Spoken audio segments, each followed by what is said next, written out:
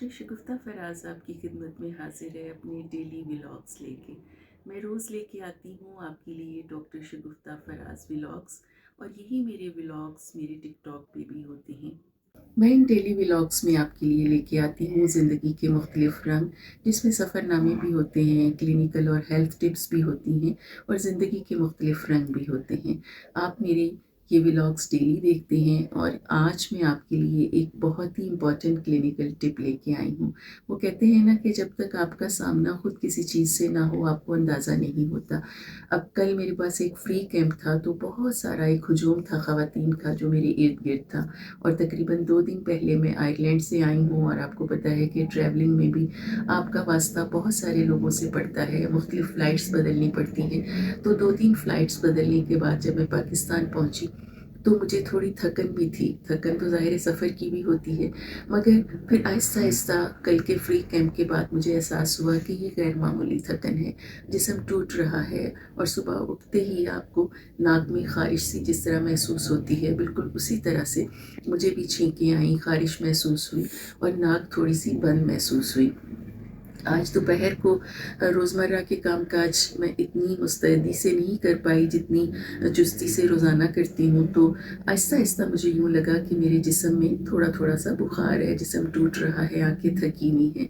तो मुझे एहसास हुआ कि आजकल हर पेशेंट आके ये शिकायत कर रहा है कि उन्हें फ़्लू हुआ है। तो फ़्लू का मतलब है कि वायरल इन्फेक्शन ये वायरस इन्फ्लुएंज़ा वायरस से होता है, और इस मौसम में ख़ास तौर पे बदलते मौसम में ये बहुत ज़्यादा हो जाता है, क्योंकि सर्दी में इस वायरस की जो परवरिश है वो ज़्यादा होती है, और गर्मी में ये वायरस तकरीबन ख़त्म हो जाता है। ज़्यादा गर्मी में ये वायरस मर जाता है। तो आयरलैंड में भी सबको इन्फ्लुएंज़ा हुआ हुआ था, शदीद सर्दी थी वहाँ पे।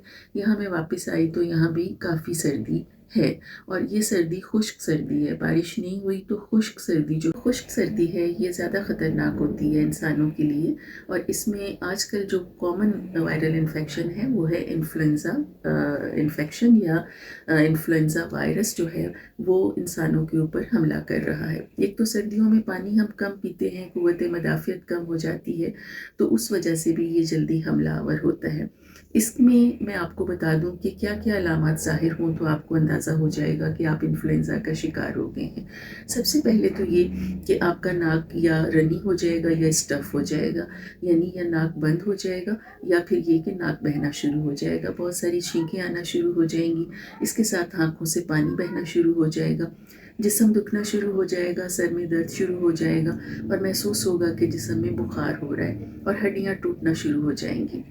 आहिस्ता आहिस्ता फिर आपकी वायरल इन्फेक्शन की नौइयत पे मुनहसर है कि आपको कितना इन्फेक्शन हुआ है।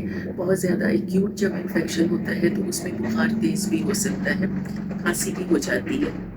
बेहतर तो ये है कि आप डॉक्टर से मशवरा करें। अगर फिर भी आप डॉक्टर के पास किसी वजह से नहीं जा सकते, तो ज़हन में रखें कि इसमें एंटीबायोटिक्स का कोई रोल नहीं है जब तक ये बैक्टीरियल इन्फेक्शन ना हो जाए। वायरल इन्फेक्शन अमूमन बिगड़ के बैक्टीरियल इन्फेक्शन भी ये बन सकता है, और बैक्टीरियल इन्फेक्शन में ये होता है कि खांसी 10 से 15 दिन तक नहीं जाती, और अमूमन उसमें खांसी जो है वो बलगम वाली होती है, और उसमें बुखार भी बहुत ज़्यादा हो जाता है। तो अगर 3 हफ्ते से ज़्यादा आपको खांसी है और बुखार नहीं उतर रहा, तो डॉक्टर से रुजू करें। हो सकता है डॉक्टर फिर आपको एंटीबायोटिक दें, मगर इन्फ्लुएंज़ा वायरस जो है वायरस तकरीबन 5 से 7 दिन में खुद ही ठीक हो जाता है। इसमें आपने सिर्फ सिम्प्टोमेटिक ट्रीटमेंट करना है, यानी जो तकलीफ़ आपको इस वायरस की वजह से हो रही है, आपने उस तकलीफ़ के लिए दवाई लेनी है।